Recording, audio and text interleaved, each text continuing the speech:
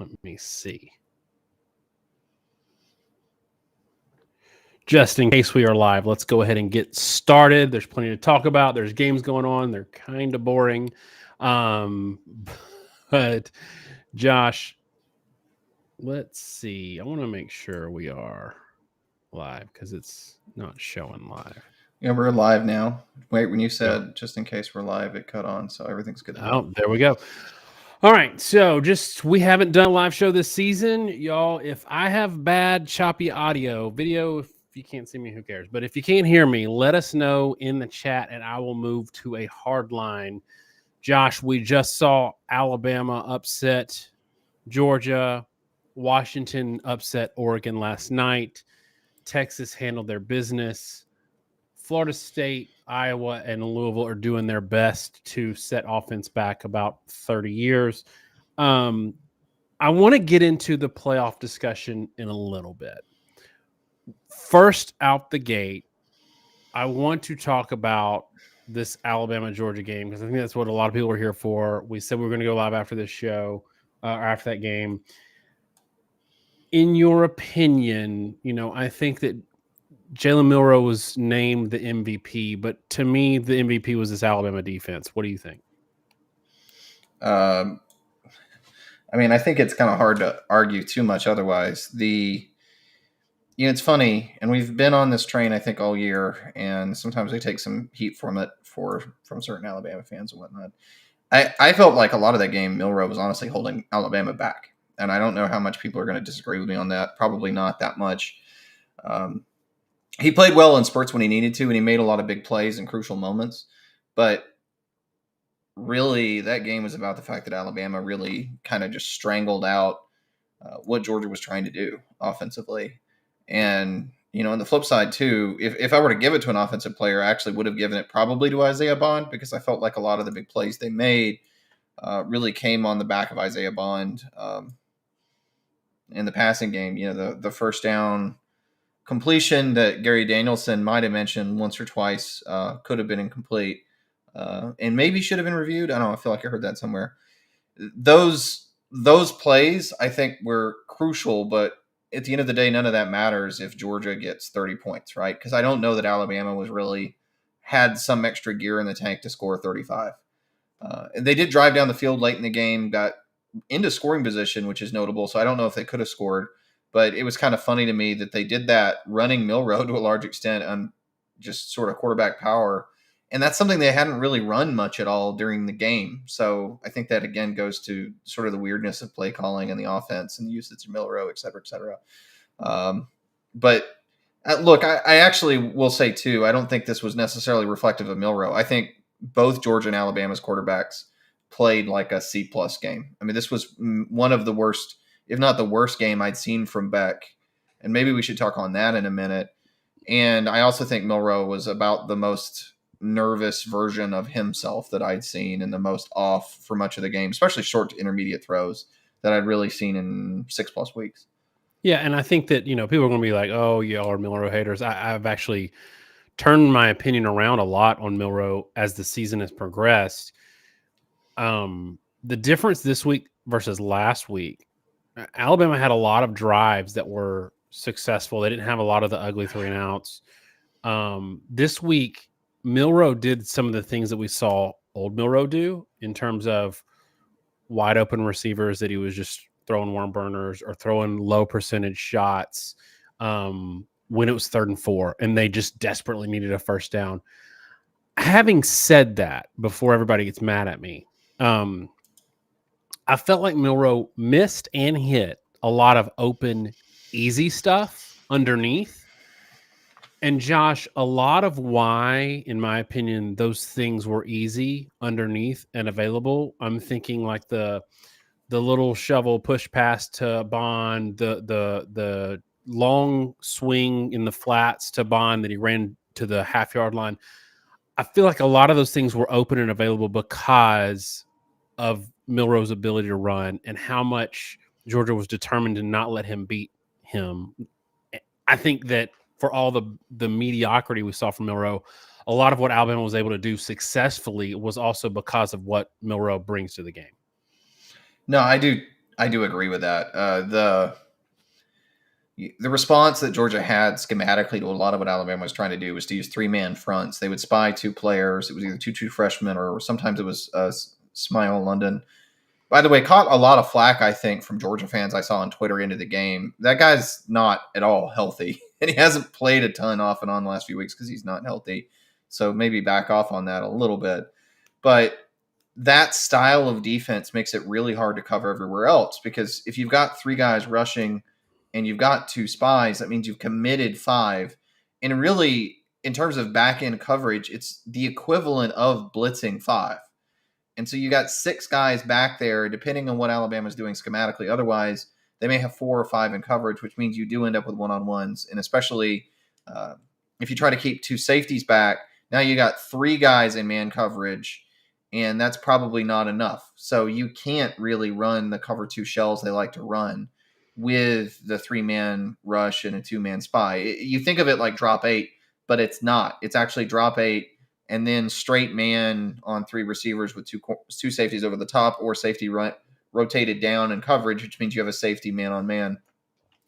The thing that I will say that was impressive, though, is when they showed Skycam angles, Georgia's coverage was excellent. Yeah, there were a lot of those times where Milroe was sort of scrambling around or took a sack or whatnot, and I was watching it and I was like, man, he's kind of reverted.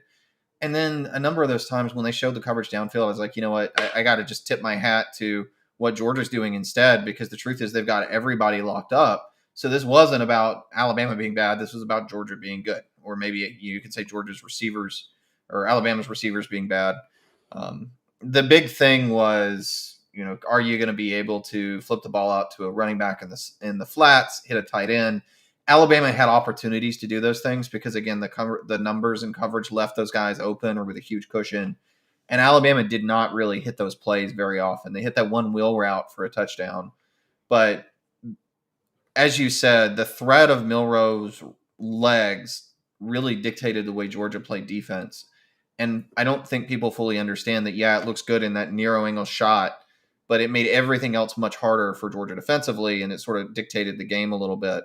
And I'll also say that it's easy to say, well, that was the wrong approach. But if they hadn't taken the approach, I think maybe they would have gotten hit the sort of quarterback run edge stuff that, 1, Alabama used at the very beginning of the game before Georgia took that approach, and 2, Alabama used at the end of the game when Georgia was playing a much more aggressive style of defense, trying to attack gaps, trying to close inside.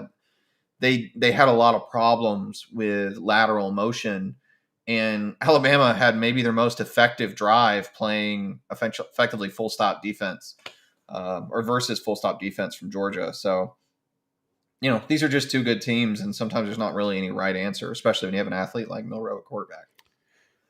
You mentioned Beck having not a great game, and Beck is someone we've been high on all year, and I think that he showed what we've seen all year in their final touchdown drive. Alabama got him to a 4th and 1, and after they converted,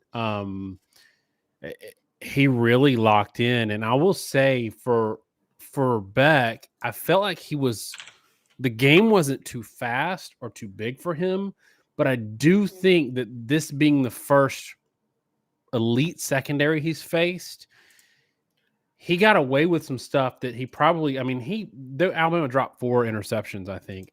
I feel like Georgia's schedule hurt them in a way that, while I agree with what Kirby said at the end of the game, that Georgia is probably one of the 4 best teams, we said in our preview, Georgia has so little margin in the playoffs. And one thing that can happen if you don't play a lot of or any high quality, super high quality teams, then when you face them, you can get shocked early. And I think Georgia got shocked a little bit early in that, especially on the defensive, their offense facing Alabama's defense. I think that they were, after their script, they didn't score another touchdown, Josh, until mid 3rd quarter or early 4th quarter, something like that.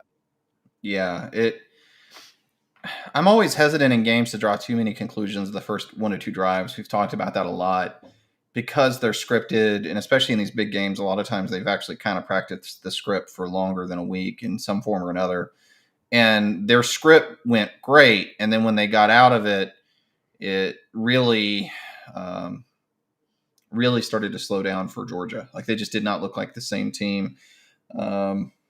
So the biggest thing to me there, though, was really where Carson Beck was at. I've seen a lot of Georgia fans that have been very critical of Mike Bobo. And look, in the preview, we were critical of Mike Bobo. I made the statement that people really wanted to run him out of town, or not people really wanted to, but there were a lot of people that wanted to run him out of town.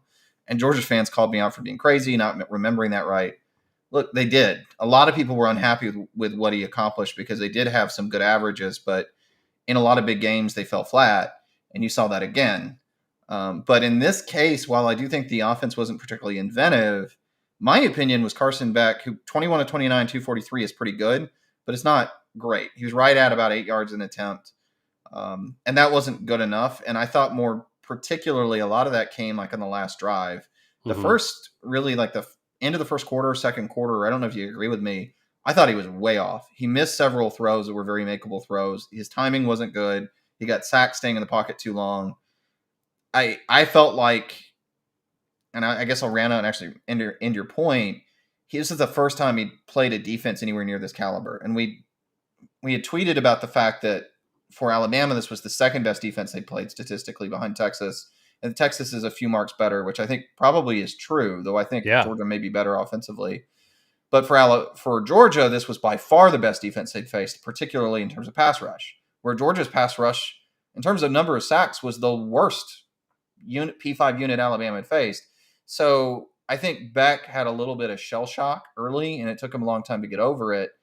And I think that was a huge cause of their problems. And I think also to a significant extent, had they played better competition through the year, or at least teams that were maybe better defensively and been challenged a little more, I think they would have gotten through some of that stuff.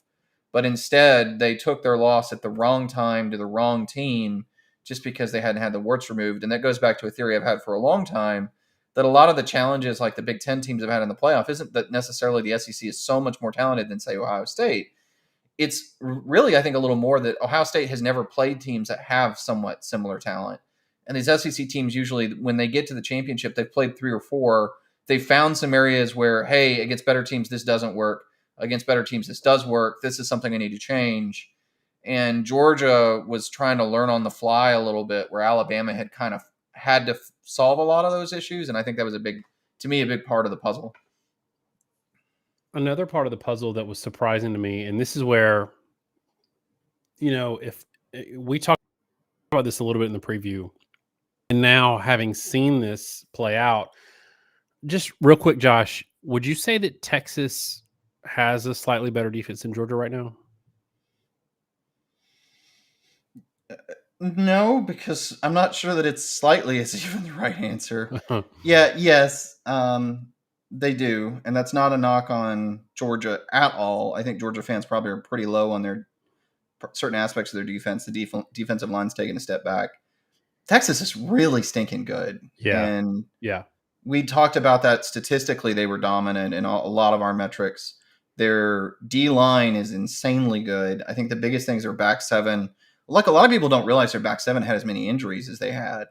And that had caused them a lot of issues, if nothing else, with continuity and mistakes. But now that they're a little healthier and probably a lot healthier in the playoff, they're elite plus defensively. And I think Georgia is borderline elite or elite defensively, but it's still, I don't think it's quite what Texas is right now. Somebody saying they gave up 21 to Oklahoma State. I mean, look, one of those was a 3-yard drive after interception. Another one was when they were up. I mean, it was like 35-14, 42-14, something like that. Texas's defense, and here's the thing. Georgia has a better secondary. Texas has a better front seven. And in games against teams like Alabama or Michigan, I absolutely think the front matters more. And what was really surprising to me, and if we're, on one hand, I honestly think the defense was the difference in the game, because Alabama's defense played out of their mind. If you think about how many 3-and-outs Alabama had, wasted possessions Alabama had, and they still only gave up what they gave up to Georgia.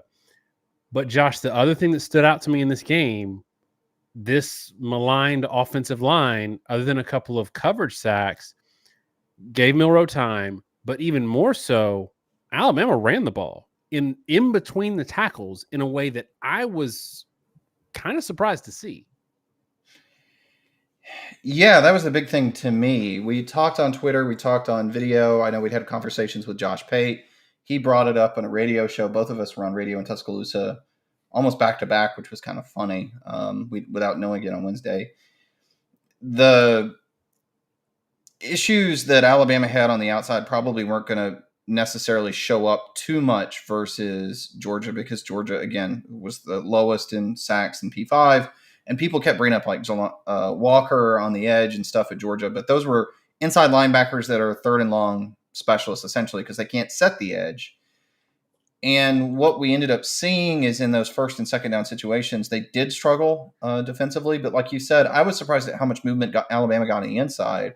There was a play in the first or second drive where Alabama's center and right guard actually pancaked Stackhouse, which was, to me, eye-opening about how that game was likely to go. And all the other things I think compounded to let Alabama have a lot of opportunities. They didn't get much pass rush. And it, unsurprisingly, based on that comment I'd made, the times Georgia got a pass rush in the game was when Alabama was on a third and long situation, because they subbed in their packages, and you can play guys like Walker in those situations because you know that they're probably not going to try to run off edge, even though maybe Alabama should have tested it, everything considered. And a couple times they got Alabama in that way, or they were able to get them as spies. But when Alabama could move the ball in first and second down, it kept those guys off the field because you can't play third and short with them. And it really wasn't good how much push Alabama got, especially in the interior, because that kept them at certain times in good down and distance, and that was the key. But in the same token, I will say, and we kind of started off with this, Alabama didn't do a great job of staying on schedule. And frankly, a lot of that was the quarterback play. As we said, it was more like a C- game for both of them. They had a lot of plays where they had an opportunity to get a first down on second down. I remember there was one throw, we both, I think, messaged each other on this, that they threw to Burton in the back of the end zone, and he slightly overthrew it, and it was a 2nd and 4, and that set up a 3rd and 4. Well, they had run this thing where they had a Kendrick Law in the backfield, and they took him on a little swing, and he was open because of the defensive scheme. He was just basically left uncovered. They could have taken him for an easy first down, and instead they took the shot. That set up 3rd and 4, and that was the big sack that knocked him out of field goal range, where they ended up punting from being in a position to kick a field goal. So there were a lot of opportunities Alabama set up for themselves with the offensive line, and I agree with somebody that said, maybe Alabama's left guard and right guard, it was Brian Glaze, who's always been a great supporter of the show, and I always appreciated Brian, that maybe they should have been the MVPs. But I think it also balanced out a little bit by their inefficiency in other ways, which is frankly kind of what kept the game close, because without it, I'm not so sure that it would have stayed close. Alabama had a pretty good chance to get a significant lead there in the first half. Yeah, and look, I think that all of this culminated in a situation where Alabama got the win, and maybe we should have seen it. We both picked Georgia, but for me, I kept waiting for Alabama to have like back-to-back 3-and-outs in the second half, or have a situation where the defense gave up a bust or something that gave Georgia the momentum to win, kind of finally pull ahead. I just kept waiting for it to happen, and it just never did. I thought that Alabama was really good about the game was shortened on both sides. Alabama they hit on all of their aggressive plays, right? All their 4th down plays. People can say the ball was, the ball moved on the Bond catch on 4th and 4. I think that's fair. But in general, Josh, we talked about this a little bit before the game or before the show. Like, when did you start? Like, was there a point in this game where you felt like, okay, this is a little bit of fool's gold? Georgia's coming out a little sleepy at some point. Like, when did you think, okay, this is not fool's gold, and Alabama is probably going to win this?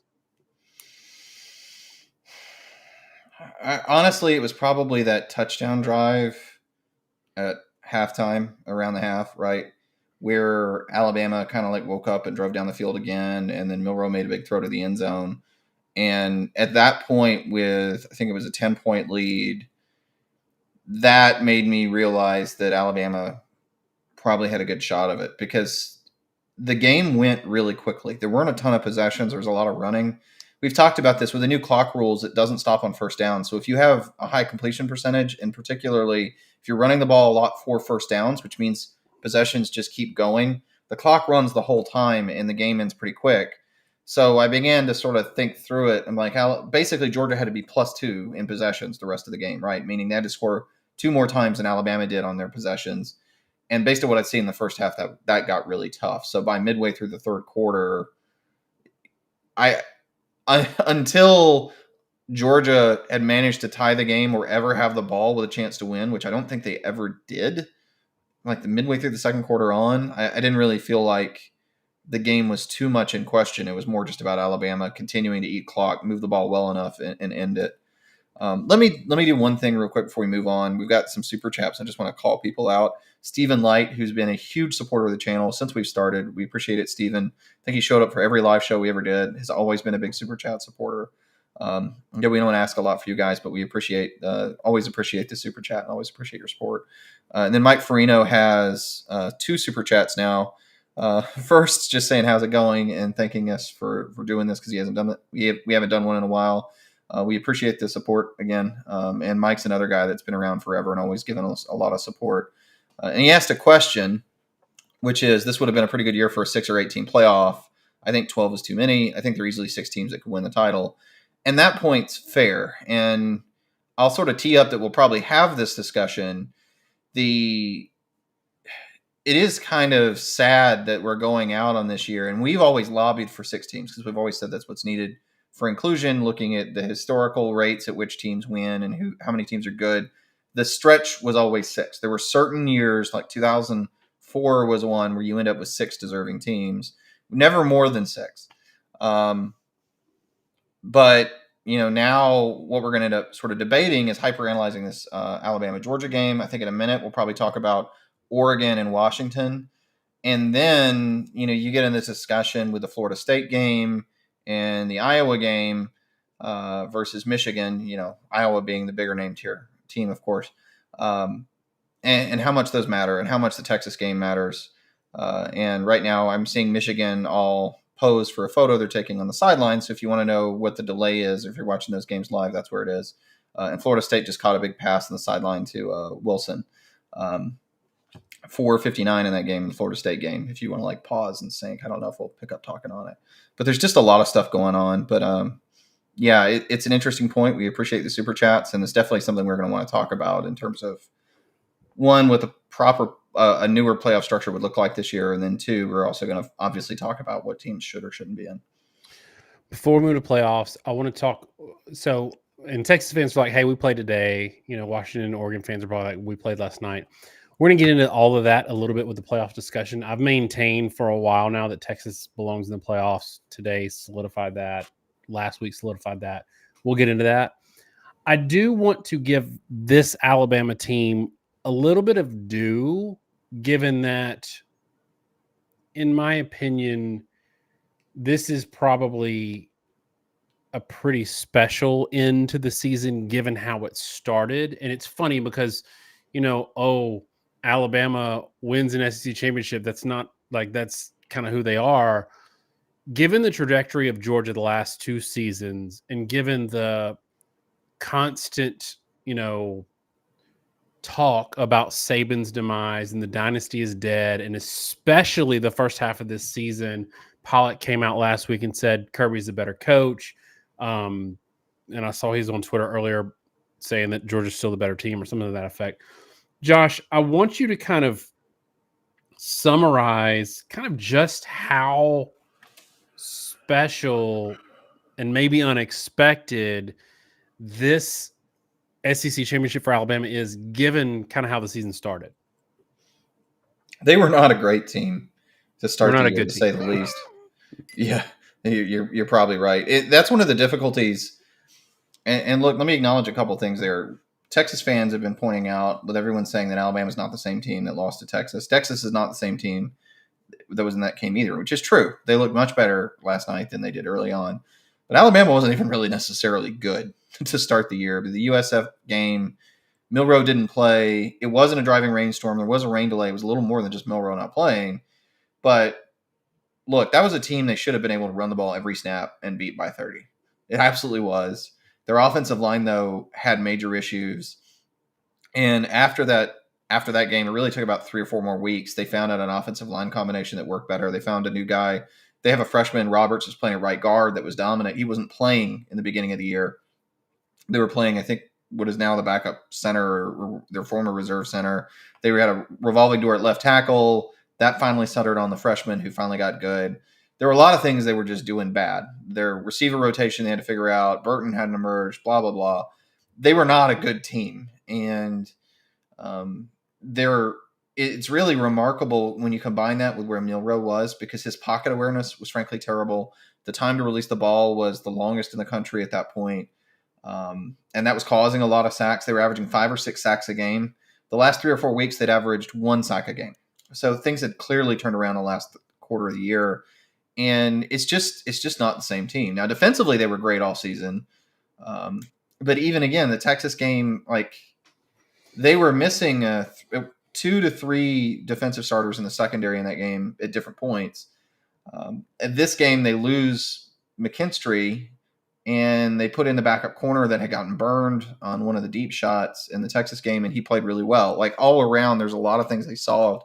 I still don't think that was really necessarily the true Alabama defense either, because, again, they were missing maybe the best cover corner in the country, and a lot of those guys in their front seven were really banged up and hadn't played much the last couple weeks. But it's definitely a much better team, and I don't know how much that does or doesn't factor in, though, in all these discussions, because how much is it fair to say they've improved? Everybody's improved, et cetera, et cetera. But when you're ready to talk about it, we could probably bring in the conversation Texas. This is the one thing I'll say leading into our playoff discussion and talking about Alabama.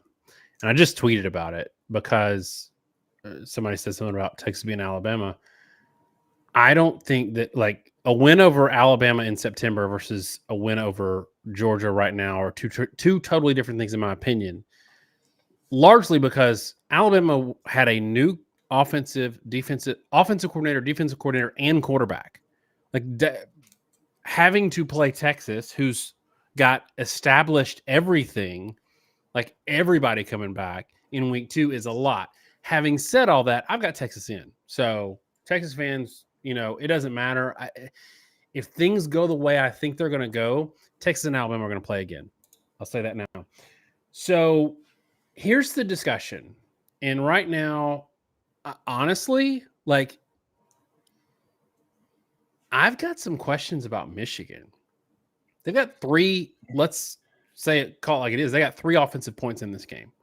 They got like an 80-yard punt return.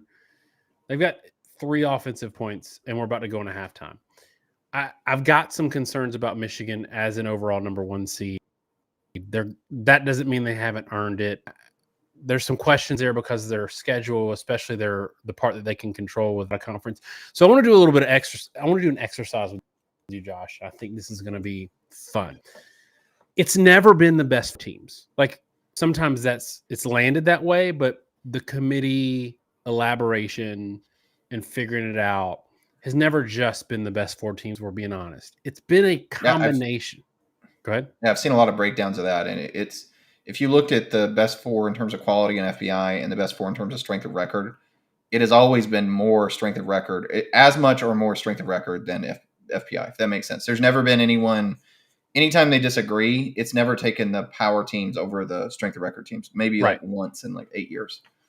What it's been, and the committee's been pretty lucky every year in that the best 4 teams, or at least 3 of the 4 best 4 teams, had the most accomplished season, right?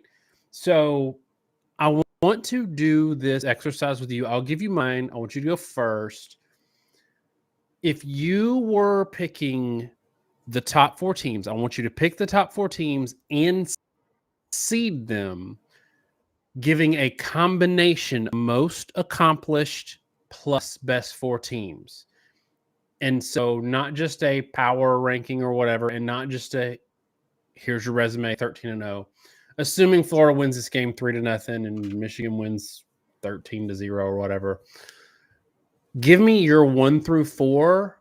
And if it's scandalous and it ruffles feathers, that's fine. It's actually more interesting and better for the show. Give me your 4 with the combination equally weighting both resume and just who you think's best in terms of power rating. You're just making it super easy on me, Daniel. Number 1 for me overall has to be Michigan, I think. They've been good enough through the course of the year that I can't dock them, and I'm going to generally rate what you've accomplished and how dominant you are over the course of the year. They've been a very good team. I don't know that they're a slam dunk number 1 in terms of quality, but I think their resume and quality combo is better than Washington.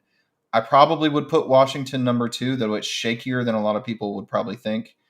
Honestly, I'll say this. Washington over Texas? That's what I'm saying. I mean, truthfully, it's probably. I'm going to say this now and restart so that if you feel like editing it, you can, though we probably won't because we never have time to do this sort of thing.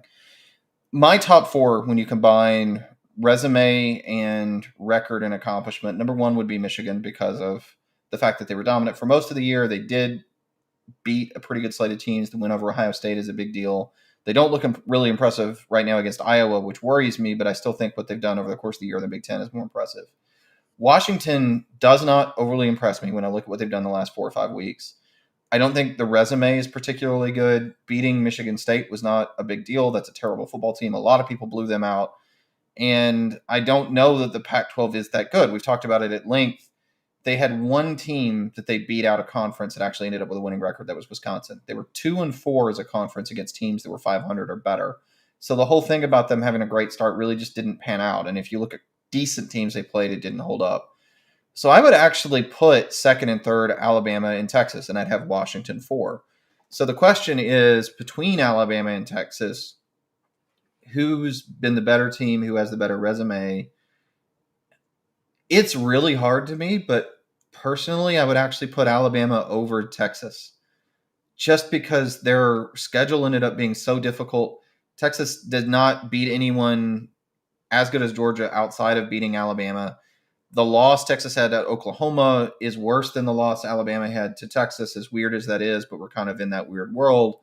And the number of top 15, top 20 teams they played is just absurd. So I'm going to pull it up right now in our power ratings, right? How many, let's just say top 20 teams did Alabama play? So they played Georgia, who's 1. They played Texas, who's 2. They played Ole Miss, who's 11. LSU's 13. They played, Tennessee's 25, so we'll end it at 25 just for the sake of it.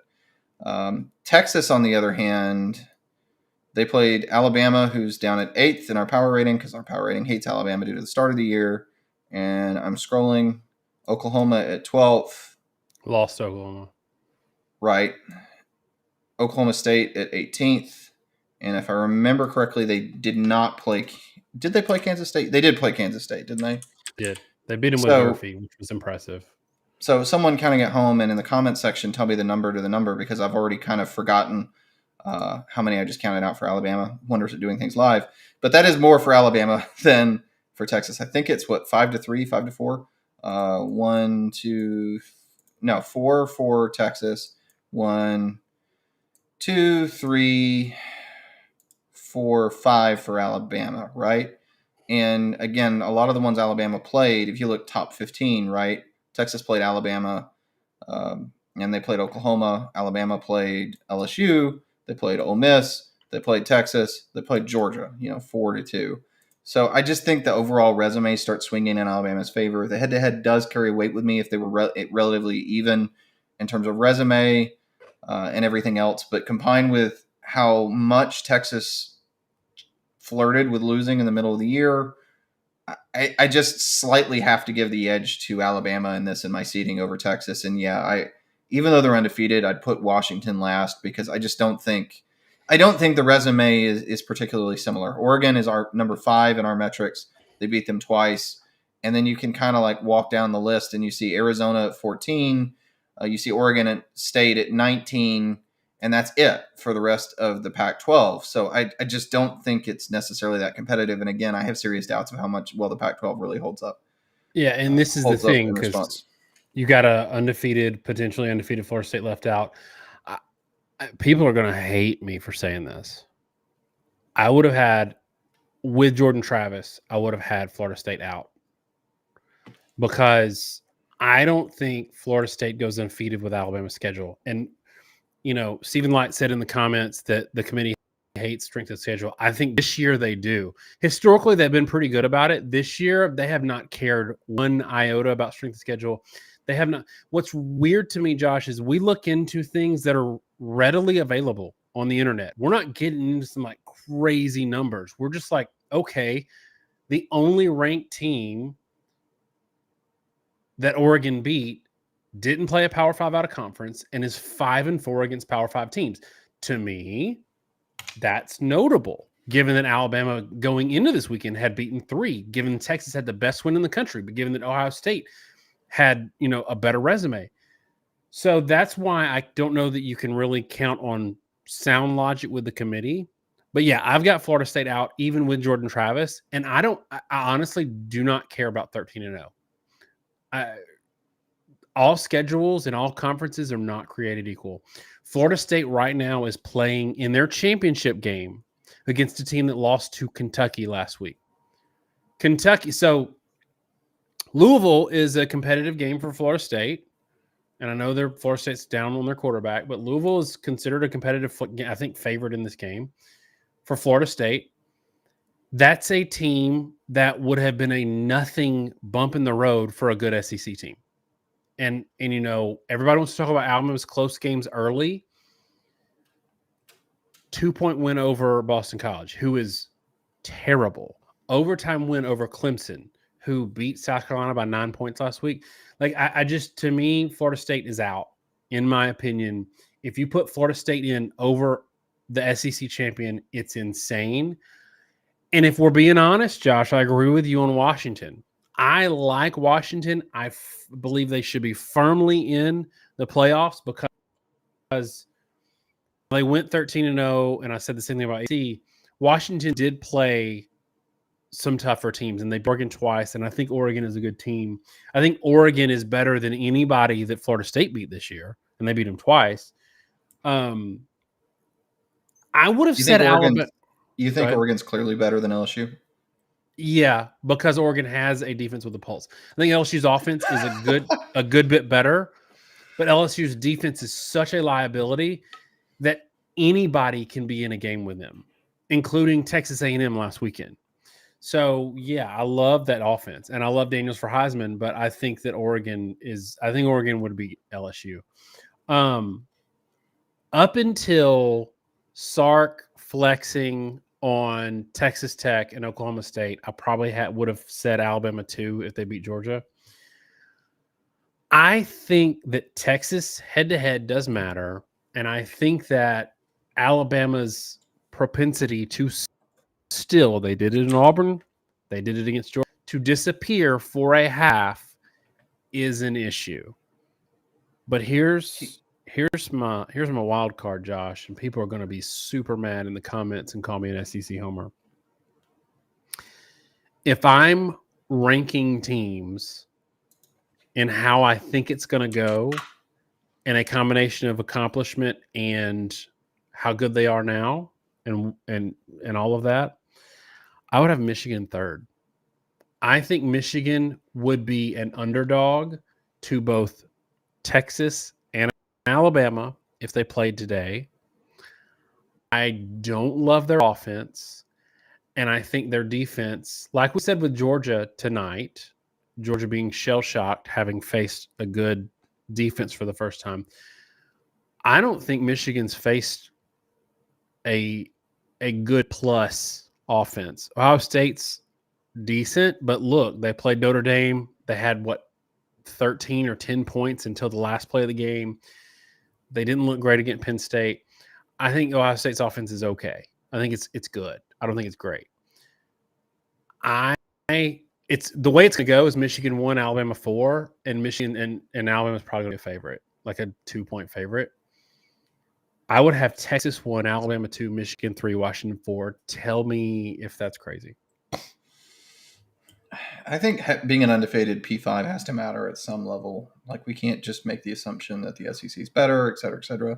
So to your point, but well, I'll give you a little counter and let you run with it. They didn't play a Power 5 out of conference. They didn't play a ranked team until November 11th.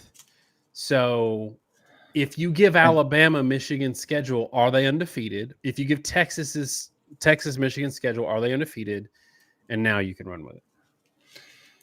And that's a fair point, and I realize probably that's where you were going to go, because at some level you are punishing Alabama for playing Texas, right? And Michigan didn't play a Power 5 out of conference. And so it gets really tough when you make that comparison between Alabama and Texas. And look, we could go back and forth on that a lot, but the Michigan comparison does get pretty unfair. And they have not looked dominant the past few weeks. They haven't. Even the win against Ohio State wasn't dominant. And to your point, Ohio State's not a great offense, hasn't been all year. Struggled against Notre Dame, who's a good team, not an elite team. So, right now they just took a big sack to in the first half, 10-0 versus Iowa. 3 points. Look, I think Iowa is a good defense, but would you agree with me? I think Texas and Alabama are substantially better defensively than Iowa. Do you agree with that? Yeah, I think people, and I'll do this real quick because I want to give you your time. But you've said this to me, and I agree with it.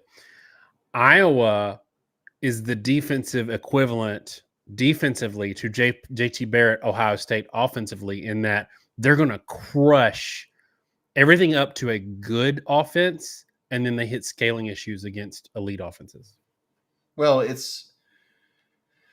I would compare them a lot to a lot of the better Wisconsin defenses under Dave Aranda. And the reason for it is you get guys that are really well coached, well developed players that are very physical. They play big. They play a lot of zone.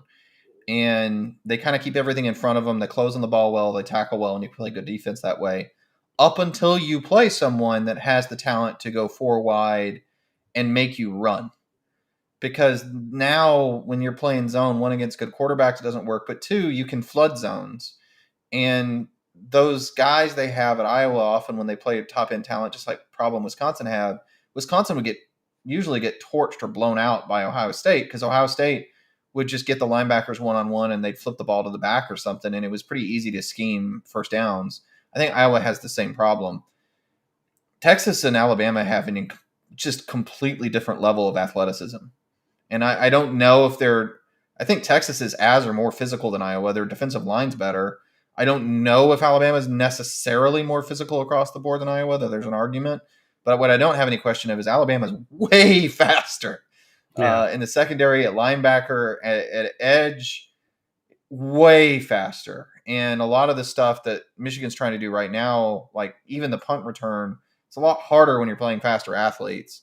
So, somebody just said they have trouble defending space in speed, or speed in space. That's code for too many white guys. Yeah, I mean, you said it, but it's the reality. There was one of the funniest moments. I just want to take an aside in the CBS broadcast of the Alabama-Georgia game was when they showed Ladd McConkey on a deep pass, and Gary Danielson was like, "Don't think that he's just a possession receiver. He's actually one of their fastest, quickest athletes." And I'm sitting there, I'm trying not to die laughing, because I'm like, all right, Gary, why do you think people think that he's just a possession receiver? Like, there was no reason to think that, other than you're basically implying that people are going to see him as a white guy and assume he's slow. Yeah, he's not. He's actually very fast. But that really just cracked me up. Let me take one aside while we mention that, to give a shout out to Matt Mills, who gave us a super chat before I forget about it. He said, "Missed these weekly live streams, made the travel I had to do with work a lot bearable. Saban is the GOAT. I think Georgia was pretty unlucky today. Dogs will be back next year." And I think that's also a fair point, too, that I do think there was some luck involved. And when we talk about Alabama and we talk about Georgia and we talk about Texas, something that has to enter my mind is the health situations with a lot of these teams, too, because Michigan is actually pretty healthy. Alabama and Texas have not been. In Georgia is not. They're going to get healthier. They don't have that many guys out for the season. They got a lot of guys that are really banged up or, concussion protocol or whatever. If Georgia was in the 14 playoff, one, do you think Alabama or Georgia is better when fully healthy? And two, if fully healthy or recovered in the playoff, how many teams would you favor over Georgia? Kirby said it after the game. He said, it's supposed to be best four. You can't tell me that Georgia isn't one of the best four. Look, we didn't put Alabama in last year because of, they had 2 losses. We being collective fans of college football knew on a neutral field with a month off, Al kills TCU. At some point, it has to be about accomplishments. But if we're talking best teams, absolutely no way on earth would Michigan rather face Georgia than Florida State. Yeah. Like, it's not, and this was way back in 2014, and some of the early committees made this point, right? And when they talk quality versus resume, they would often talk about, is it close? I don't think it's close, which is the problem right now watching Florida State, which we'll get to, right? This is not a good team that I'm watching. Mm-hmm. They're a pretty good defensive team, pretty good, but just pretty good. Louisville's not a great team, and offensively, they're bad. And a Rodemaker, I know he's out, but they're not going to get Jordan Travis back. And to your point, Travis was kind of the paperclips and bubblegum that was making a not that great offense work enough to win games. And without him, I don't really see a lot else that's an elite level. Like, the offensive line is not that good. The backs are solid, but not that good. Wilson is a good receiver. He's not that good. I mean, the one big one is Keon Coleman. But, like, I don't think they're as good as Washington, and I'm not sure Washington's on the same level, so it is a fair point. And let me pick up one more super chat just so we can get to it. Mike Farino said the difference in the Ohio State game was a pick inside the 10 for 7 points. And Ohio State missed a 50-yard field goal while Michigan made one, swapped that, and the other team won. And that is an interesting point because I think it's true of Ohio State and Michigan, and I think it's true of Alabama and Georgia. That fumble within the 10-yard line by Beck was the game, right? At the end of the game, that ended up being the game. And Ohio State had a turnover and whatnot. Some of that you have to give credit to the amount of disruption that Michigan got on Ohio State's offensive line consistently. The fact that Ohio State couldn't run the ball, the fact that Georgia couldn't run the ball, whereas Georgia didn't really get very much penetration when Alabama was trying to do stuff behind the line of scrimmage and vice versa, maybe with Ohio State. Less true with Ohio State and Michigan. But that does, to me, really emphasize the point that Ohio State, Michigan, Georgia, and Alabama, in terms of overall quality, I don't know that the separation is that big. I really don't, between Ohio State, Michigan, and Georgia and Alabama. And so you do have this balance, right, of what's the strength of record, what's quality. Because if it's just quality, when we talk at our power ratings, people talk about, who's ranked where in our power ratings. Ohio State's ahead of Alabama. One, realize if you look at our model right now, the power ratings, we don't update that until Sunday. So keep that in mind that it's not going to adjust for that. Two, Alabama's viewed over the course of the season, et cetera, et cetera. Florida State's number 4 in the power ratings. I get all that. But at some level, being rated higher than other teams doesn't matter so much if you have wins and losses. So it's always a balancing act. Someone said that you can't leave out an undefeated Power 5. I can. I absolutely can. Because to me, here's the thing on Florida State, right?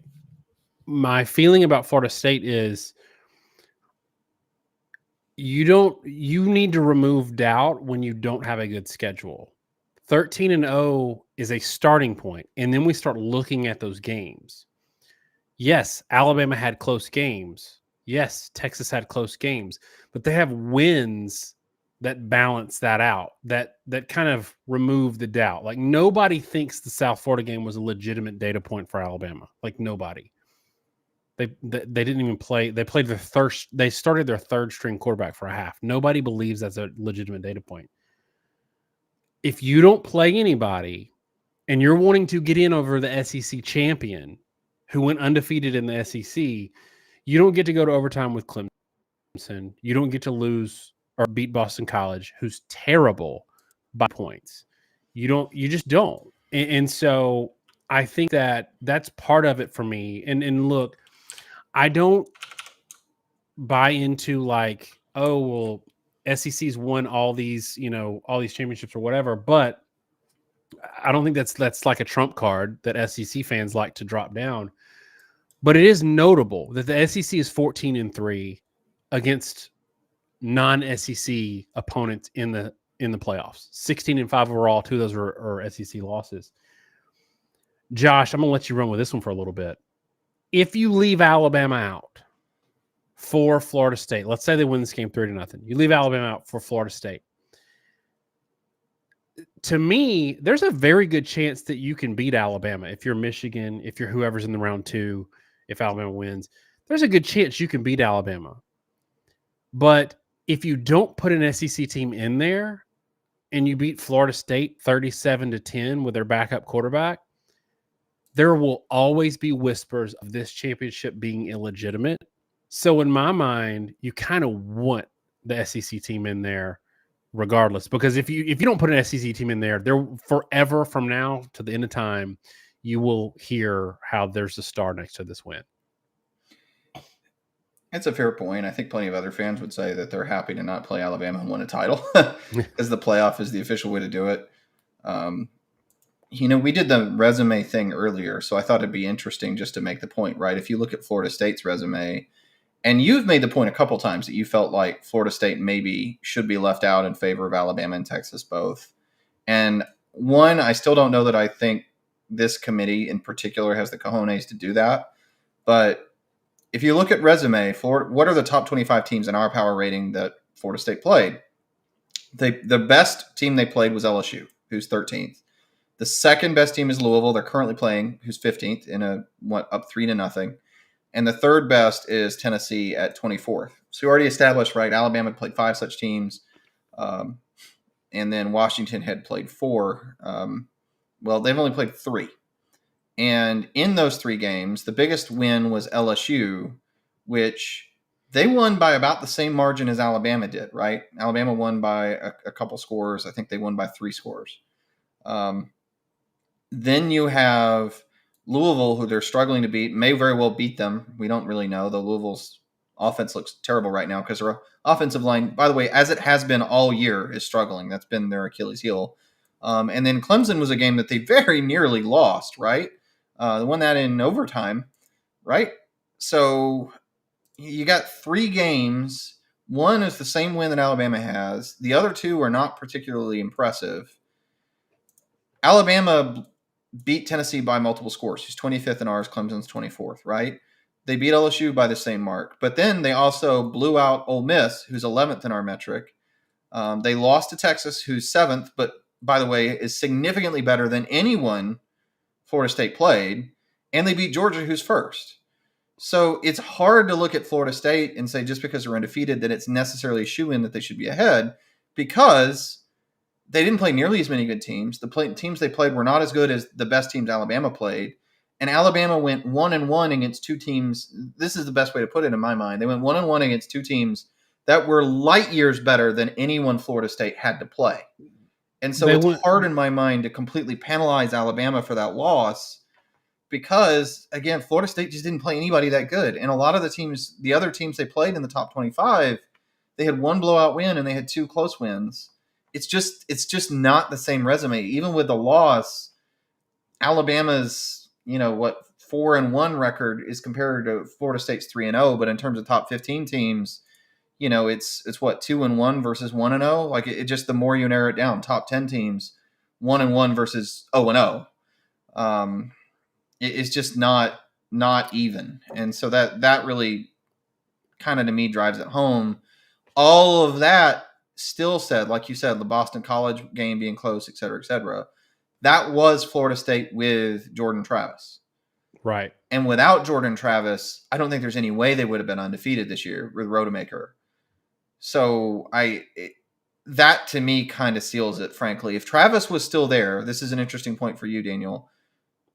And I think you mentioned it earlier, but I'll let you reiterate it. Do you have Florida State ahead or not? Because at that point, I would start feeling like it's really hard to justify Florida State being out, even everything I just said, because they did go undefeated and you have to keep them in, give the Power 5 champion a chance. But all the resume stuff, which gives Alabama an edge, to me, the thing that puts it over the top is without Jordan Travis, I don't think they have a legitimate chance of winning the playoff. They just don't have a chance. And they would never be at the record they're at now, and they're not getting him back. So it's hard for me to justify putting Florida State in when I know I am putting them in just to lose in favor of a team that I think Alabama at this point probably would be favored over everyone else in the playoff. So that to me ends up being the tiebreaker. So, I mean, we don't have Jordan Travis to see how they would do against Louisville. But again, when your second best win lost to Kentucky, it's tough for me. And someone said, well, if you can win all your games and not make the playoffs, what's the point of playing the games? Well, there's 5 Power 5 conferences to start. Secondly, not all schedules are created equal. So a win is not always the only thing that matters. Like the whole schedule matters. With Jordan Travis, I don't believe that Florida State is beating Georgia tonight. So we have one team that has the luxury of playing Louisville. It lost to Kentucky last week with down a quarterback or whatever. So if they were playing Georgia tonight without Jordan Travis, they'd lose by 30 points, right? They lose by double digits with Jordan Travis, in my opinion. So no, I don't think that I think that we can do this combination of who we feel like the best teams are and what they've accomplished. Alabama went undefeated in the SEC. They had a considerably tougher path through the playoffs or schedule than anyone else that's contending for the playoffs, including the number 1 overall seed. There's absolutely no way that I think that Florida State beats Alabama on a neutral field right now. I probably wouldn't pick them with Jordan Travis. So no, I'm okay with it. The only reason that it's scandalous to people in the comments or for people to hear it is because we've been conditioned by lazy AP voters to never put a one-loss team ahead of an undefeated team. Though I will say there were 2 one-loss teams ahead of an undefeated team, I believe, in the first committee rankings. I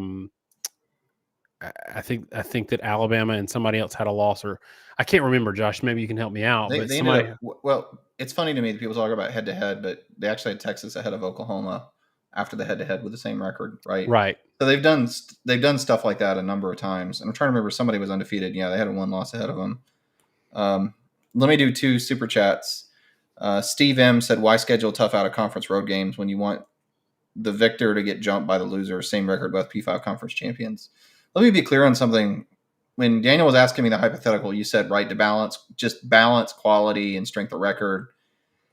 If I were doing the rankings myself, I will tell you right now, my actual rankings would be, it would be Michigan, Washington, Texas, Alabama. Those would be my top 4. When we've talked about this back and forth, and Daniel can confirm it, I have repeatedly said to people, I've said it to people on Twitter a number of times, I thought the argument was a good bit better for Alabama over Florida State than it was Alabama over Texas. I think Alabama and Texas debatable. Yep. I think Florida State right now is the team that really ought to be left out. They're not a great team. Their quarterback, they weren't a great team before Travis got hurt. Without Travis, this is a team that skated by at the end of the year, beating a pretty bad Florida team and what I think was trying to give them their best shot, and now skating by a Louisville team that's really not great. I think they're the team that gets left out. I wouldn't actually rank Alabama over Texas in the current best teams playoff world, because I do think strength of record is actually the driving thing, and I think there's some merit to it.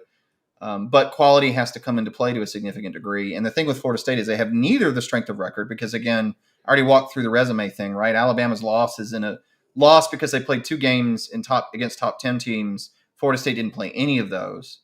And in terms of overall quality, I give Alabama a significant edge. So that's why I think they jump them. Mike Farino said a lot of people, including me at one point, cited 2014 OSU for Florida State, but something people forgot to mention with that team with the Cardales, they beat a top 15 team 59 to nothing. I think to me, I honestly think 2014 Ohio State is more akin to Alabama than Florida State, because that was a team that lost early in the season out of conference to Virginia Tech in a game where JT Barrett had to come in with very little experience and threw multiple interceptions and looked really ugly. And they turned around, figured things out, figured Barrett out, and they were a completely different team at the end of the year. Blew out a lot of good teams, looked really good. Had a 59 to nothing win over a top 15 Wisconsin, where everybody else, a lot of other teams were sitting home. Alabama had the statement win in the conference championship game. They've looked better over the course of the year. They're the team with the loss, et cetera, et cetera. I don't know what I would compare this Florida State team to, but along those same lines, if I can pull it up, forgive the typing because it's going to be loud. I think people forget too, like that Ohio State team that went and ran the title at the end of the year. They ended the season beating Wisconsin 59 to nothing, beating Michigan 42-28, beating Indiana 42-27. They had a close game against Minnesota 31-24. Blew out number 5 Michigan State 49-37. Blew out Illinois 55-14. Beat Penn State mid-October 31-24. Like the majority of their games were blowouts, and the games that were close were against pretty good teams. And they had 2 double-digit wins against number 5 and then number 13 in what was an overall fairly weak playoff slate for that last slot. Florida State does not have anything like that. They have the one blowout win at the beginning of the year against an LSU team that may or may not be that good, and we can always debate that. And I do think, by the way, LSU quit in that game. I think people kind of forget that LSU looked like they were going to win that game handily at halftime, and then Florida State got a lead and they just gave up. And I say that for quality purposes, not resume purposes, let me be clear. But beyond that, I can't point to anything Florida State has really done that match that kind of a resume. So I think Farino has a good point, but I think the point lands to me, frankly, more in Alabama than it does Florida State, just being honest. A lot of people keep saying, well, this is about money and they're going to put the best ratings in there and Florida State's not going to draw money. I don't think that has anything to do with it. I think if we see Florida State over Bama, it's more likely because we have people on the committee who honestly are not football heads. They're ADs. There's a former HBC FCS coach that's on there who never had any experience in D1 FBS football. The every year, one of the people in the committee is a journalism person, a media person. The media person this year, if you go look at her Twitter, she has one college football tweet in 3 years, and it's about the crowd at a Rutgers game. She has multiple women's soccer tweets. She has multiple tweets about Olympic sports. These people are not getting, in my opinion, into the details of what it means. Like, I'll say this. I don't trust them to properly calibrate the differences between a schedule where you don't play anybody and a schedule when you beat 4 top 25 teams. To me, I think that people who care about Olympic sports more than college football think 13-0 better than 12-1. Yeah, I think there's a lot of truth to that, and that's why I don't know what the committee would do. Would you agree with me, Daniel? If this was 2015, I would feel pretty confident that the committee probably was going to do the ranking I gave, where Alabama's 4th. And it's due to this particular committee that causes me to wonder, because I think the earlier committees, which were a lot more concerned with getting the 4 best teams from a quality perspective, would have looked at it and said, like they did a couple times, and I'm trying to remember the years in particular where that happened, where they said these teams aren't that similar in terms of quality, and that's why we're putting X team instead of Y team. That I don't think this committee has the same perspective and viewpoint, and I don't think, frankly, I don't think they understand how tiered college football is and how much scheduling difficulty plays a massive role in record. And so I'm not really sure that it's going to turn out that way.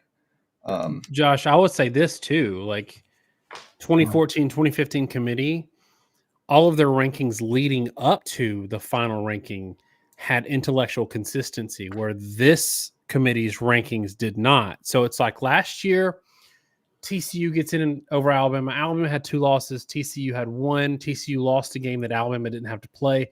It made sense to me because we're not just letting Vegas pick the playoff field. I get that. This year, Alabama, Ohio State, Texas, far more accomplished than Oregon, all ranked behind Oregon, which tells me this committee doesn't really care about things like strength of schedule, strength of record, the fact that in their own rankings, Alabama had 3 wins, the best win in the country. They had the same record as Oregon, and they were all ranked behind Oregon. And then when they were called to give an account for their rankings, in multiple instances, it was just word salad nonsense. And this is not me stumping for Texas or for Alabama. It's that if you are going to be charged with doing something that has such a massive impact to millions of people, millions of dollars, you have consistency. And getting on there and saying, hey, Alabama's got 3 ranked wins. Oregon had 1. 2 of those ranked wins are ahead of Oregon's best win. Texas has the best win in the country. Why is Oregon ranked ahead? And you talk about Bo Nix's completion percentage, ostensibly not understanding the fact that he throws a lot of balls behind the line of scrimmage, which would aid that completion percentage, which perspective of that has no bearing on where teams should be ranked. That to me is why all of the stuff in the comments that people are saying that it's about money or you got to put the SEC in because of all their history goes out the window when this committee has shown not only that they don't have, rankings that we don't like, Josh, but really that they have rankings that they can't even defend. Yeah, that's the reality of it. And I guess to end that point on this discussion, what it really comes down to me with Florida State is just that I don't really think Florida State has a realistic chance to win. I mean, do you agree with me, Daniel? Like, I just don't think they have a realistic chance to win games in the playoff. Correct. And so if that was different, and people talk about what if they were blowing out Louisville, how would that change my perspective? Well, it would change my perspective because then I would think they actually had a chance to win with their backup quarterback. I don't think that's the case. And so that to me should really be the end of the discussion. I actually think if they were to hold on and to win close over Louisville, that is probably the way the committee it's going to come out, because I think the committee just isn't going to leave the SEC champion out in that regard. But I'm not sure because of the makeup of this committee. Do you mind if we go ahead and turn the conversation a little bit? I feel like we've been talking about this for a long time. And at this point, we're positing over games, which just started back in the second half. We don't know how they're going to end. And 2, we're trying to figure out what a committee is going to do where, we don't really have a clue how the committee is going to operate. And so it's speculation. And again, maybe Florida State loses and this whole discussion's been a moot point, but it's interesting. I want to talk about Washington, Oregon, at least a little bit before we sign off, because we never really got around to that. Let's do it. The key thing that I talked about in the preview about Oregon, something I talked about on Twitter, I did pick Oregon to win, though close. I think you picked Washington to win, noting why, if Washington won the first time, does everyone think it's so crazy they lose it the second? Oregon's offense, in my opinion, is an offense that does not scale well. And we've talked about this for years, and it hasn't been an issue the last few years so much because offenses kind of evolved in how they approach things, and they got a lot more power run centric. It was the Lincoln Riley influence. Oregon is a much more traditional style spread attack. They go 4 wide a lot with a running back. They'll throw the running back wide in the flats and then run routes 5 to 20 yards downfield. And it's about spreading you out, getting the ball in space, and letting your faster athletes win. What we've seen over time with that in the SEC and a lot of different places, like it happened with Florida with Urban Meyer, that works when you have a significant talent advantage. When you don't have a significant talent advantage, it often does not work. And twice now we've seen Oregon lose to Washington, and they had issues in the first game, and I thought they had much worse issues in the second game, where the spacing concepts they like to run didn't occur, right? Washington with their secondary, and let me be clear, they're 100 and something in pass defense if you just look at total yardage, but that's deceptive. They've played one of the highest rates of pass attempts of anyone in the country, which means their passing yardage total defense is rough just because they face so many pass attempts. In terms of actual yards per attempt, it's 6.6 yards per attempt. So they're 118th in passing yards per game allowed. They're actually 20th in passing yards per attempt allowed. In our metric opponent adjusted, they're actually 15th in pass defense. It's something we're probably almost certainly going to talk about when we do previews because they're going to be in the playoff. They're 79th in rush defense, by the way. Not very good there. That's why they've been up and down. Kind of depends on opposing offenses. But that let them play press coverage on Oregon. Oregon didn't have the immediate slant throws. The screen passes that they really love to throw, those don't work against press because you don't have any cushion to block the guys. As soon as you throw the ball, he's already blowing by the blocker and it gets blown up. And the scheme that Oregon runs is a lot of five-man protections. You've got four guys wide. You got the running back. He goes out. Now you got five guys to block as many as come. They don't have any help with the offensive tackles. It's really easy to get beat. So most of the time against better teams and better edge rushers, like Trice was to a certain degree, and Trice is not nearly as good as the guys they would have faced in the playoff, you can get a lot of disruption there too. So the point was, to me, that game really was another data point in the fact that if you run spread offenses like that and you're dependent upon being faster than the other team, it's really easy for you to dominate bad teams in a way that does not scale against good ones. And we often talk about great teams dominate bad teams, really bad teams. But we have in the last several years also talked about the point that there are different types of offenses and they scale differently. Pro-style offenses, because it's more execution-based, when you have an off day, you are more likely actually to lose to a bad team. It's a lot easier to have the Alabama-Auburn game when you're more of a power run team. If you go total spread, your screen-based team, you'll dominate those bad teams. And what happens when you play the good teams, you don't have that power counter and that you don't have concept-based, read-based offense that's designed to get guys open. And so you don't have a real counterpunch. And to me, that was the ultimate story of that Washington-Oregon game. As much as you can talk about the two teams and all they did right and wrong, I think it was a lot about the philosophy of those teams and what made them work and not work. And as I say this, Louisville finally gets a big play, and I feel like they only need one touchdown to win. Yeah, I think that, that defensive number was thrown around a lot. And I was really surprised that people didn't realize that not only their yards per attempt numbers, but also they're just straight up relative performance numbers in total passing yards is actually pretty decent. So I was surprised that Oregon didn't run the ball a little better.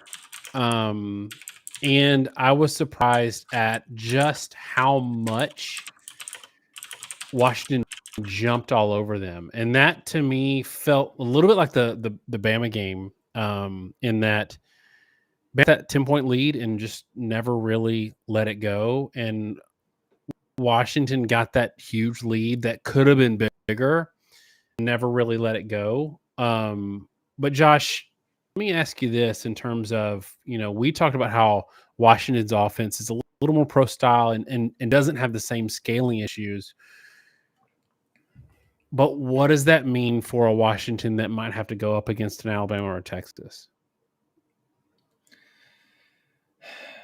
It's problematic. And the reason for that is, and sorry guys for my keyboard, for some reason the stream software in this setup makes my keyboard way louder. I type all the time on videos, and we don't have this problem. We noticed it beforehand, but I can't do anything about it. Washington showed against Oregon that they were built well to take on Oregon and win that game, which I think had a lot to do with Oregon stylistically and schematically. And I think it may have been an indication that Oregon would have lost by much worse against a better team. The problem is those problems were really a lot to do with Oregon and less to do about Washington. I'm not sure Washington necessarily showed that they were the type of offense or scheme that was built to beat an elite running a more power-based offense, a more aggressive offense. And that's the big concern, right? As we said, when you look at the opponent-adjusted metrics for us, Washington's pass defense is 15th. Their run defense is 79th. And to be in the playoff and to be that bad at defending the run is a huge red flag. And the example I'll give there is Cincinnati. So Cincinnati in the playoff against Alabama was one of the top pass defenses in the country. They had Sauce Gardner. They had, I'm trying to remember the other guy that was at corner, but they had two and future NFL cornerbacks. That was a truly elite pass defense. They had good pass rushers. They were very disciplined. They had a lot of veteran players. Didn't make many mistakes. But it didn't matter because Alabama, who had one healthy running back, could just hand him the ball and run for whatever they wanted to. And that's always the great problem with playing top teams in college football is if the talent differential is high enough, they can win without ever throwing it. So Right.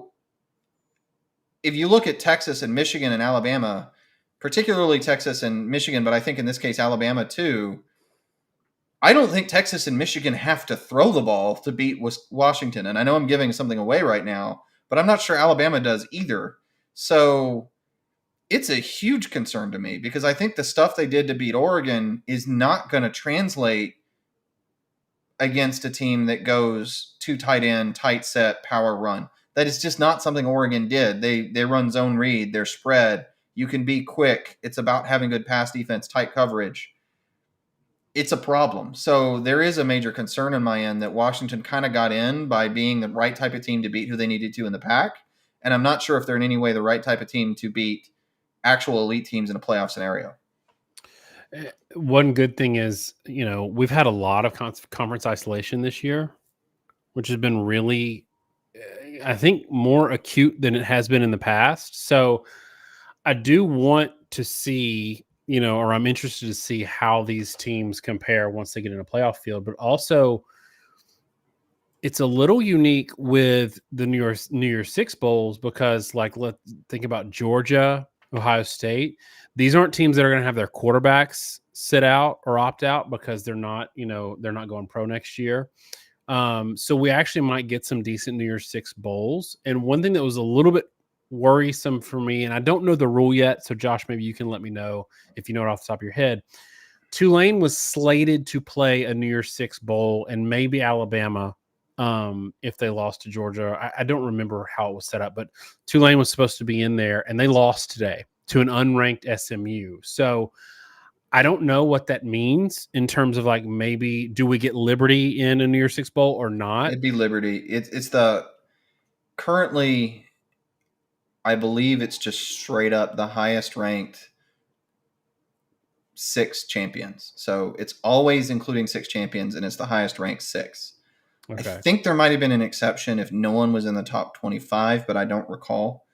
But with them losing, it would be Liberty, who is undefeated, but also didn't actually play any P5 team at all. And right. They were relatively good, but without playing a P5, straight up, they're not an FCS team, but they're somewhere in between. They effectively played a completely different type of football than everybody else, which, again, Cincinnati did that one year too and got drilled, but I don't think Liberty's that good.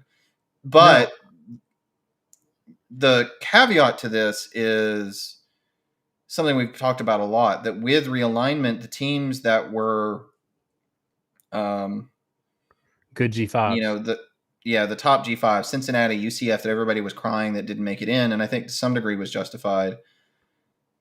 Those teams are now in the Big 12. So the whole rationale for it, I think, has gone out the window. And I know they've been having discussions about moving it, and I think, frankly, it's going to change. I think it's probably going to be top 5 champions and not top 6. And so that's probably going to deal with this issue. And people may cry about it leaving the G5 out, but the reality is the G5 that remains is significantly worse than it was before. It just doesn't – they don't need to have an automatic qualifier slot. Well, it's going to be extremely rare for them to be top 12. And look, and we got to wrap this up because I know we wanted to only go for an hour, but what an unfair situation for Georgia. If they get left out of the playoffs, which they will, and Alabama makes the playoffs, and let's say it's Georgia. I don't know who it is. It might be in Ohio State or some other Power 5 team. You go undefeated in the regular season. You play an SEC schedule. You go undefeated there. You lose to Bama in a heartbreaker, and they're in the playoffs now. And your reward for that season is to play Liberty. I'm sorry. I know we're supposed to respect all teams and all that, but these two teams have played completely different sports this year, and it's unfair. And you want to talk about like opt-outs and ruining bowl season? I would opt out my whole team. Like, that's not fair to Georgia or Ohio State or whoever has to play Liberty. And I know this is about inclusion and about giving them opportunities, but you as a Liberty team opted to not play a Power 5 team this year, which is part of the problem, which is why you're undefeated. And it's just not fair, because everything then at that point tilts in Liberty's favor to show an unfair representation of who those teams are, because Georgia's not going to care at all. Half their team's going to opt out. Liberty's going to make it their Super Bowl, and Georgia will beat them, 34-27 or something, and be like, see, SEC sucks or Georgia sucks or whatever. The other part of that is we get less closure about how good conferences were relative to one another, because one of the best teams from the SEC or the Big Ten goes and plays a G5 team that, like, as to your point, is not even a good G5 team relative to what we had in the past when we made this rule. And college football is so slow to react. But when the top 4 or 6 teams that were G5, who, by the way, went 4-22 in the Big 12 this year against established Big 12 teams, you take the top 4 off the top and you drop everything down. And now next year, Josh, you said the top 5 champions or whatever, but now Pac-12 is Pac-2, and they're playing a schedule. I think they just did a deal with 6 Mountain West game schedule or something like that. Yeah, the Pac-12 situation is why they're probably going to change the requirement, because it effectively isn't a conference. And that's going to be the rationale. But again, when you do that, that means the G5 group is probably going to have an automatic team. And if you look at it, the year Cincinnati got in, it would instead be Fresno State. That was a nobody team, and had been blown out by the P5 team they played, whoever it was. That's going to happen. You're going to have a G5 team that lost badly to, like an Illinois or something. Like Liberty, I think they barely beat. No, they beat Bowling Green by 10. I'm trying to remember who it was. One of the top G5s is like they lost to like Illinois or something. I was looking at this earlier. Now I've completely lost my train of thought on that. But you're going to have them getting in. Ole Miss right now sitting in 11. And you could actually have the scenario, right, where if Ole Miss was just 12, Ole Miss gets left out, and because they are required to include Tulane, who they beat. Right. Because they're a conference champion with a radically different schedule. That's just dumb. And I do agree with you in one bit that I don't think Georgia is going to necessarily opt out in that scenario if they're the best non-champion. And again, the thing that drives me nuts is only champions are going to be allowed to be the top 4 seeds. So like last year, you got some really weird results with like Utah being a top 4 team. And it actually ends up being, I'm trying to remember who it was, that's the top seed. I guess it's Ohio State. That would have been the 5 seed. Yeah. But I think you almost benefit from being that team, because you go play while other teams are on bye. You're the one team in the playoff that gets a tune-up game, right? Everybody else is just sitting at home on the couch, and a lot of teams are rusty when they go into the playoffs, and you get to go play a Liberty or somebody that's tough but not that hard, and work out some kinks, and you get to do bowl prep training, and you get to test some stuff out, play some players that maybe haven't played as much, but you got time to develop them, and you get to kind of mess around doing that while preparing for your next opponent. Well, everybody else is either having to really prepare for their opponent or is just sitting at home not knowing who they're going to play at all. So I think it's an advantage. Let me touch on 3 super chats before we wrap it up here, because I want to make sure we don't forget about them. One, Mike Farino, I think, made another very good point. He says if it was only about money, Ohio State probably misses the playoffs twice in the last 10 years. They're consistently first or second in viewership. And I think that's a great point. Things like putting TCU in the playoffs last year was not good for money. Right. And it's funny to me when they talk about stuff like trying to rig it for the SEC. There's one SEC associated person on the committee. And the committee, you have to realize, are individuals that they get to participate in this that have no association with the broadcast networks almost at all. The one media rep is from USA Today. They absolutely aren't doing this for the benefit of ESPN, who's running this. They have very little connection to ESPN. So this idea that it's about TV revenue, that's just not true. You can argue it about some other things. You can argue about the networks promoting their team to make the playoff because they want the conferences they're associated with to get that bowl money, which, by the way, I found that hilarious with the Big 12 commissioner cheering on Texas because keep in mind there's still some revenue sharing. So he's looking at Texas going to the playoff, and at the same time, with all the crap he's been spouting about Texas, he still wants them in because the conference office wants to share the revenue share. But it's a very good point from Mike Farina, who also just gave us a $30 super chat. So I very much appreciate it, thanking us for doing this and doing a live stream for the playoffs. And we'll see if we can make that work. We probably will, but I'm not going to promise anything. 2 more super chats. Ace Man, thanks for doing the live stream. Love the growth. Sorry, my team let you down this year. Dan Elko will save us. And you got to give Ace Man a lot of credit because he's been out there supporting Texas A&M for the good and the bad, and that's a tough situation to be in. And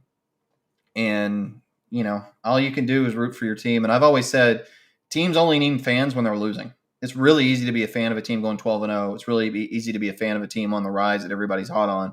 Hard to be a fan of a team that's being critical and trying to balance rooting for your team and also being objective and where your team's at. I think is also important as an alumni base because that lets you make a shift like they made with Jimbo Fisher, which I think they needed to do and due to $160 million checks had the money to do. The last super chat is Stephen Light. Thanks again, Nerd Josh, Nerd Daniel. Always appreciated. Check out their website, best compilation of data anywhere. And Stephen's another guy that's a big supporter. Penn State fan. Am I right, Daniel? Yep. And yeah, check out the website. I'm sure everybody watching probably has, but collegefootballnerds.com. You can play around with the models we're talking about. Look at the power rankings, which take all the teams and model them against all the others. You'll see Alabama stinks in our model because it views first half of the year Alabama as equally important as recent Alabama, and they were not great to start the first half of the year. And that model, by the way, will take until tomorrow to fully update. There's a lot of stuff we have to run overnight because we do actually balance between conferences and look at all those sorts of weaving things, and that requires overnight computation to do. So it'll be tomorrow sometime before that's updated. So that's it for the super chats. Daniel, you want to say anything to end it? No, I think that, these 2 games, I'm watching them over my screen here. They're really ugly and boring. And I think that it's a good note. Somebody said Florida State just had to go full Wildcat to get their only touchdown in the game so far. We're not going to be on while these games are over. So we'll see what the committee does tomorrow. But I think that right now, Alabama fans are probably happy in large part, irrespective of what happens, because of how satisfying that win today probably was, given how the season started. I think Texas is in. Obviously, Michigan's going to win this game. It's been pretty eye-opening, though, how bad their offense has been. And Washington's in. So we'll see how it goes, and we're going to follow up, obviously, with some content coming up. We might take a little bit of a break because this season has been a grind. But yeah, Josh, give me some parting shots before we go to sleep. My parting shots on this really stem from the fact that this has been a difficult year for us in terms of rankings and things. We haven't done a lot of top 10s just due to the amount of conference isolation. And I don't know if you can say the playoff caused the isolation or the isolations caused the playoff or made it necessary, but there's a big part of me that feels like for the first time, I'm glad there's some level of expansion because I don't know how going forward you'd ever compare teams between conferences and records. I forgot the number of P5 games that the Big Ten played in total, but it's shockingly not many. And that doesn't mean they're good or bad. It just means doing things like trying to evaluate Michigan versus the other teams in the playoff is a nightmare for us. And like Stephen Light just said, the football playoff caused the isolation. I think that's largely true. But at this point, between opt-outs, which have ruined every bowl but the playoffs, and between the isolation issue, which has meant trying to evaluate teams in different conferences has become impossible because they're, again, like the Pac-12 has this great record, but they have one win over a team with a winning record, and it was 7-5 Wisconsin. we're going to have expansion to have any sort of meaningful idea of who's the best team, and to avoid the whole conversation we've had tonight about leaving out an undefeated team or leaving out what may actually be the best team in the country in Alabama because of records and uneven conference schedules. So, the king is dead. Long live the king. But let's see where the rest of the playoff goes this year. Maybe Florida State Louisville takes care of itself. And if not, embrace the chaos and we'll see what happens. Yeah, super conferences have made this impossible. We've seen this year that the committee can't calibrate, like really tough schedule versus playing a bunch of nobodies. They're going to lean towards playing a bunch of nobodies every time, which is going to ruin football because nobody's going to play any out of conference games if they're going to only be punished for them like Texas was this year. So I think that as much as I don't like the playoff expansion, and I think that we could have maybe tried it incrementally with 6, some expansion had to happen because they don't know how to see that a win over Georgia is maybe better than a win over Arizona State. All right, now that's it for us. Thanks so much for hanging out with us for an hour and a half, and look forward to more bowl and playoff season content from us. Y'all have a good night, a good week, and God bless.